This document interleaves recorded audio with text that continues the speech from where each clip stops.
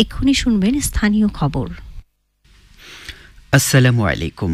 বাংলাদেশ বেতার রংপুর স্থানীয় খবরে স্বাগত জানাচ্ছি ইউসুফ খন্দকার। নিরাপদ অভিবাসন ও দক্ষতা উন্নয়ন শীর্ষক এক সেমিনার আজ রংপুর কারিগরি প্রশিক্ষণ কেন্দ্রের মিলনায়তনে অনুষ্ঠিত হয়। ডেপুটি কমিশনার মোহাম্মদ রবিউল ফয়সাল এতে প্রধান অতিথি ছিলেন। সেমিনারে বিদেশে কর্মী পাঠানোর আগে কর্মীদের প্রশিক্ষণ, অভিজ্ঞতা বৃদ্ধিতে প্রশিক্ষিত ট্রেডে বিভিন্ন প্রতিষ্ঠানে শিক্ষানবিশ হিসেবে কাজ করা এবং কর্মীদের সংশ্লিষ্ট দেশের ভাষা সম্পর্কে জানার উপর গুরুত্ব আরোপ করা হয়। টিটিসির অধ্যক্ষ নাজমুল হক এতে সভাপতিত্ব করেন।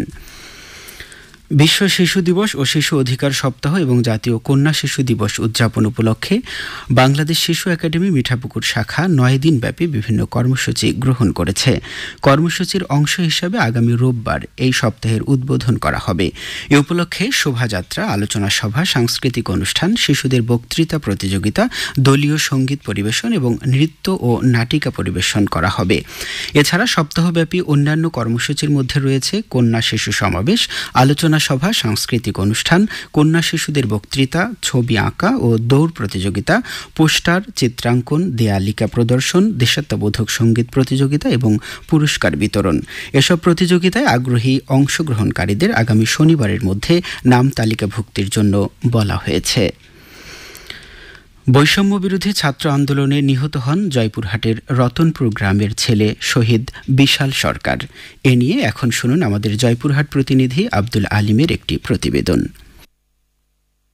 সকালে ছেলের জন্য খিচুড়ি রান্না করেছিল মা। খিচুড়ির কথা শুনে মায়ের সাথে রাগ করে বলেছিল, কেন ভাত রান্না করনি? মা বলেছিল, বাবা দুপুরে অবশ্যই ভাত রান্না করব। মায়ের সেই রান্না ভাত আর খেতে পারেনি বিশাল সরকার। গত 4 আগস্ট জয়পুরহাট শহরে বৈষম্য বিরোধী ছাত্র আন্দোলনে যোগ দিয়ে নিহত হয়েছে জয়পুরহাটের রতনপুর গ্রামের মজিদুর সরকারের ছেলে বিশাল সরকার।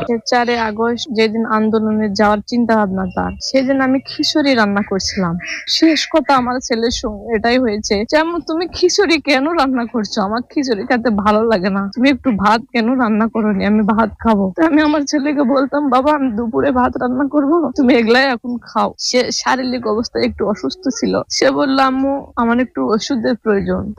সে যে আন্দোলনে যাবে এরকম কথা বলে আমাকে শিওর বলে নাই যে আমি আন্দোলনে যাব। ছোট ভাই সারাক্ষণ খুঁজে বেড়ান বড় ভাইকে। আমরা 2 ভাই শুধু, আমরা বেশি ঘোরাফেরা করতাম না। আমরা ছোট ভাই আর বড় ভাই যেহেতু, আমরা শুধু নামাজ পড়ে সকালে একটু হাঁটাহাঁটি করতে পারতাম। ওইটাই সবচেয়ে বেশি আমাদের একসাথে ঘোরাঘুরি ছিল। বাবা মজিদুর সরকার ও মা বুলবুলি আক্তারের পরিবারে 2 ছেলে সন্তানের মধ্যে বিশাল ছিল বড়। পাঁচবিবির বিজনেস ম্যানেজমেন্ট কলেজের শিক্ষার্থী বিশালকে নিয়ে স্বপ্ন দেখতেন বাবা, ছেলে একদিন সংসারের হাল ধরবে। স্বপ্ন এখন ধূলিসাৎ। তিনি জানান, রংপুরের আবু সাইদ সহ ছাত্র আন্দোলনে যারা নিহত হয়েছে প্রত্যেককে শহীদের মর্যাদা দেওয়া হোক। আমি বর্তমানে সরকারের কাছে এবং ভবিষ্যতে সরকারের কাছে আবু সাইদ থেকে শুরু করে আমার ছেলে যতগুলো ছাত্র শহীদ হয়েছে তাদের সকলের জন্য শহীদের মর্যাদা দেয়, এই আমি আশা রাখি। বৈষম্য বিরোধী ছাত্র আন্দোলনে জয়পুরহাটে একমাত্র শহীদ শিক্ষার্থী বিশাল সরকার। বিশালের শহীদের মর্যাদা সহ পরিবারকে আর্থিক সহযোগিতার দাবি করেছেন স্থানীয়রা। আব্দুল আলিম, বাংলাদেশ বেতার, জয়পুরহাট।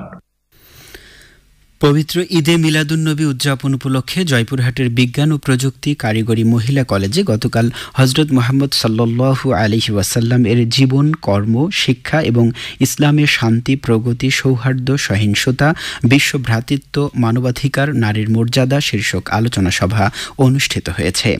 কলেজের সভাকক্ষে আয়োজিত অনুষ্ঠানে রচনা প্রতিযোগিতায় বিজয়ীদের মধ্যে পুরস্কার বিতরণ করা হয়।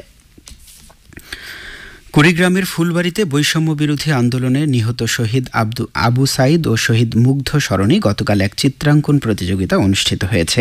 উপজেলার পানি মাছকুটি মডেল সরকারি প্রাথমিক বিদ্যালয়ে বৈষম্য বিরোধী ছাত্র আন্দোলন ফুলবাড়ি উপজেলা শাখার আয়োজনে এ চিত্রাঙ্কন প্রতিযোগিতায় বিভিন্ন প্রাথমিক বিদ্যালয়ের 1/2 শতাধিক শিক্ষার্থী অংশগ্রহণ করে। খেলার খবর ফুটবল। মাদককে না বলি স্লোগান নিয়ে গতকাল লালমনিরহাটের কালীগঞ্জ উপজেলার তুষভান্ডারে এক প্রীতি ফুটবল ম্যাচ অনুষ্ঠিত হয়েছে। মাদকদ্রব্য নিয়ন্ত্রণ অধিদপ্তর আয়োজিত এ খেলায় টাই ব্রেকারে ভোটমারি উচ্চ বিদ্যালয় দল 4-3 গোলে কাকিনা মহিমা রঞ্জন উচ্চ বিদ্যালয় দলকে পরাজিত করে। উপজেলা নির্বাহী অফিসার জহির ইমাম খেলা শেষে পুরস্কার বিতরণ করেন। সবশেষে আবহাওয়া। আজ সন্ধে 6টা পর্যন্ত পূর্বাভাসে বলা হয়েছে রাজশাহী, পাবনা, বগুড়া, টাঙ্গাইল, ঢাকা, ফরিদপুর, মাদারীপুর, যশোর, কুষ্টিয়া, খুলনা, বরিশাল, পটুয়াখালী, নোয়াখালী, কুমিল্লা, চট্টগ্রাম, কক্সবাজার এবং সিলেট অঞ্চলের উপর দিয়ে দক্ষিণ পূর্ব দিক থেকে অস্থায়ীভাবে ঘন্টায় 45 থেকে 60 কিলোমিটার বেগে দমকা থেকে ঝোড়ো হাওয়া বয়ে যেতে পারে। সেই সাথে বৃষ্টি অথবা বজ্রসহ বৃষ্টিপাতের সম্ভাবনা রয়েছে। এসব এলাকার নদীবন্দরসমূহকে 1 নম্বর সতর্কতা সংকেত দেখাতে বলা হয়েছে। খবর শেষ হলো। আমাদের পরবর্তী স্থানীয় খবর প্রচারিত হবে সন্ধে 7টায়। বাংলাদেশ বেতার রংপুর।